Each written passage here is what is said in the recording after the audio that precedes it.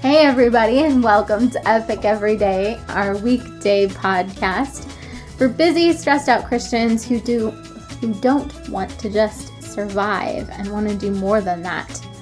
I'm Liz Frerichs, and this is my husband Evan. Good morning. And we're so glad you guys are here with us on this so wonderful Monday. Yeah, back at it again.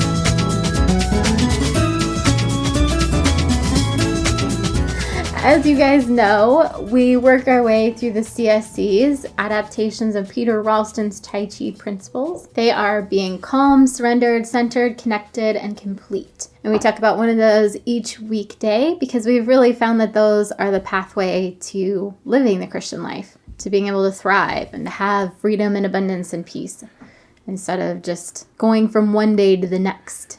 Yeah, I think when we become Christians, maybe we think that there's going to be some difference in our life. Something will change, right? And this, I think, is the path to feel that change in a real tangible way. Mm-hmm. Of course, we feel that relief from our sins being forgiven and being at peace with God.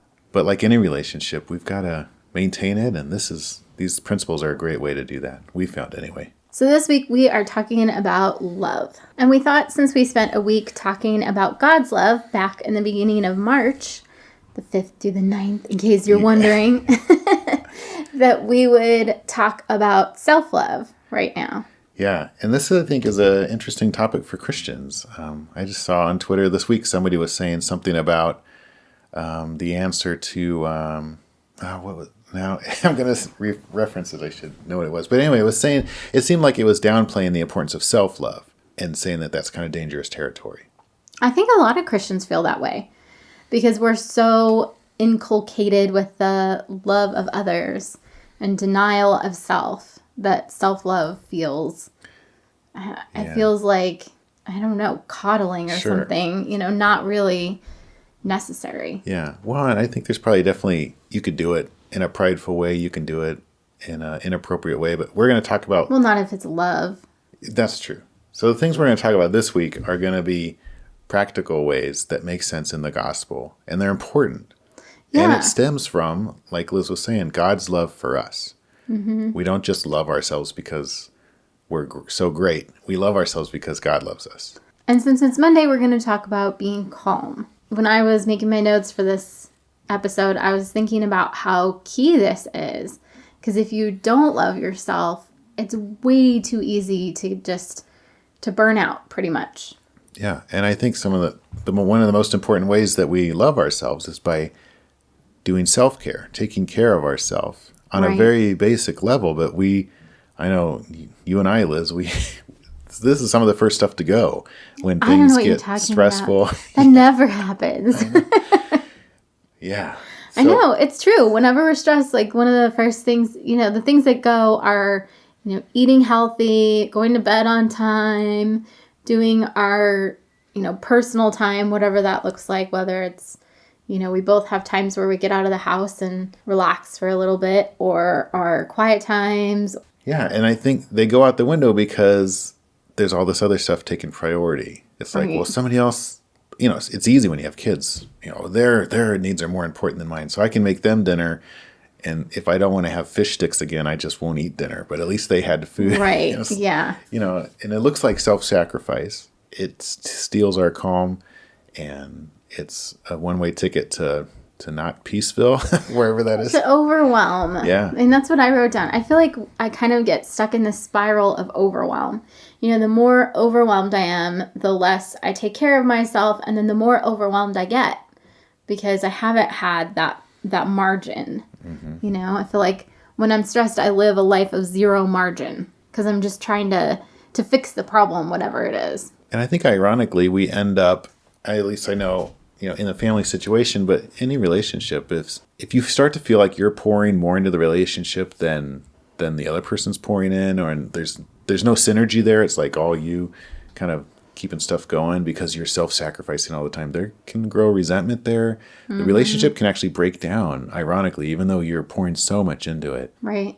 And so that can be dangerous.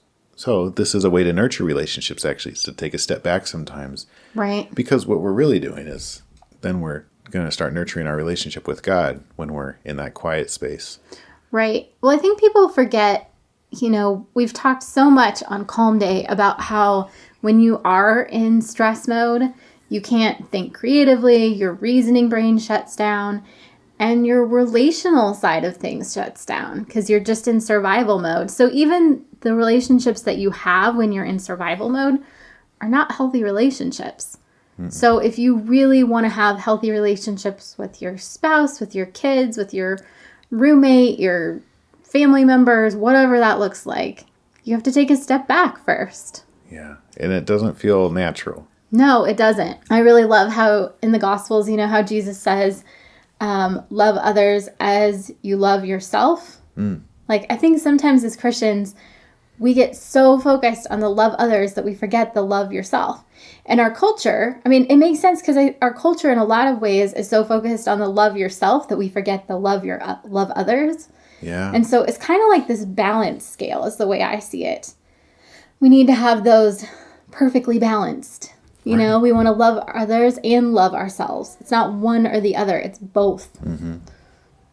Yeah, Peter Cesaro in his work talks a lot about the importance of silence and solitude, and that's to nurture our relationship with God, but also just to be good at relationships with other people too. I think even if you're an extrovert, if you're just around people 24/7 and there's no real time to breathe, it's going to be hard to relate after not too long of a time, I think. Yeah, that's one of the reasons that we have both instituted a night off for each other, where it's like we leave the house or sometimes shut ourselves in our office. But, we take a break from the family so that we can come back and be more engaged instead of, because we never want to get to the place where we're so burned out with our kids or with each other that we're just like, I don't want to see you. I don't want to talk to you. Leave me alone. Yeah. It is difficult. I'm not very good at that discipline, that actually getting out and away from the family, Right. So.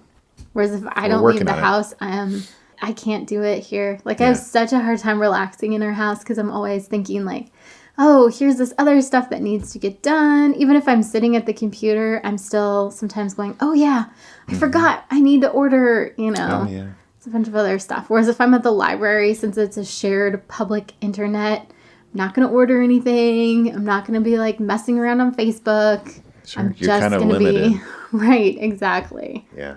So I wonder and we've got some other friends that do that too, and I think it's a really cool practice. I'd encourage, those of you that are married to try that. There's some other ways we can do self-care too. There's probably 1,000 different things you could do, but you could read a book when you go to bed instead of look at your phone. I think that's just a little thing that is nurturing somehow, getting away from the screen for that hour, half hour before bed. Yeah. I think it's good for our body, and it's just a little thing. Also, going to bed earlier, that's something, it's, Or on time. Yeah, but still, it's like there's all these little things, and they add up, but then when they're gone, they add up in the negative side quickly too. Yeah. It's tough. And even hanging out with friends, if they're the right friends, and if it's something that's energizing and different from your normal day-to-day life, that could be a good self-care thing too. Right. Having a good conversation. Yeah. Or going to play basketball. It just kind of depends on what nurtures you.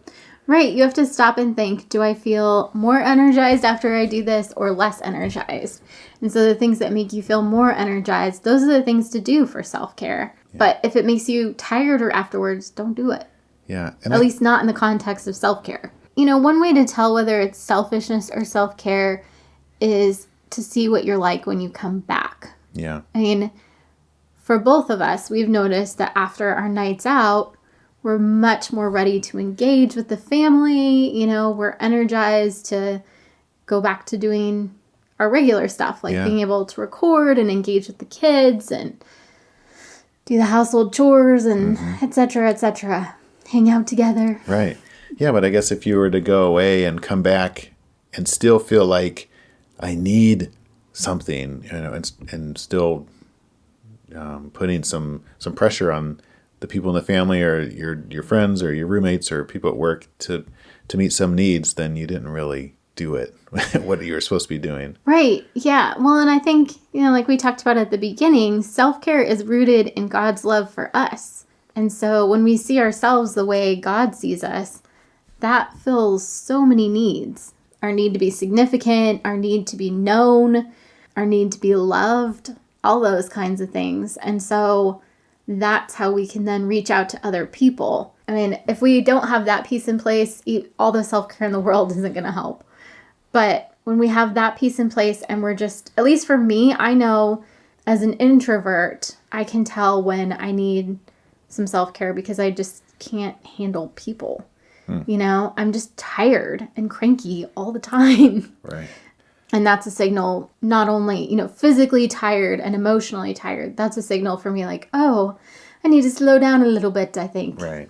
Yeah. And if we do this right, because that means it's been overdue, Right. Ideally, we'd want to get into a pattern where we're good at self-care and good at relating and doing our work and whatever our responsibilities are. And it's kind of balanced and flowing.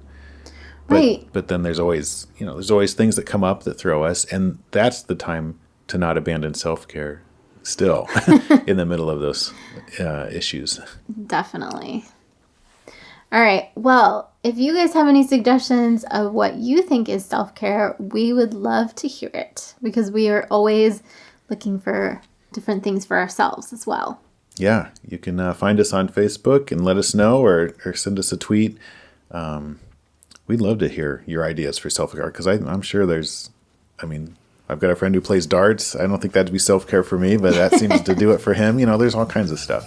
Yeah. All right. We love you guys and we're praying for you. As always, pick whether today is going to be awesome, whether you're going to create those neural pathways to be sensitized towards the things that are good in your life or sensitized towards the things that are not so good in your life. As always, thanks to everybody that's been sharing the show and listening to the show. We really appreciate it. If you have found this podcast helpful, please do continue to share it. And come back tomorrow and we are going to keep talking about self-love and talk about surrender in the middle of that. Yeah, we're going to get into self-loathing. It always takes surrender to love yourself. If we don't, we kind of default into despising ourselves. All right. Have an awesome Monday, you guys. See you later.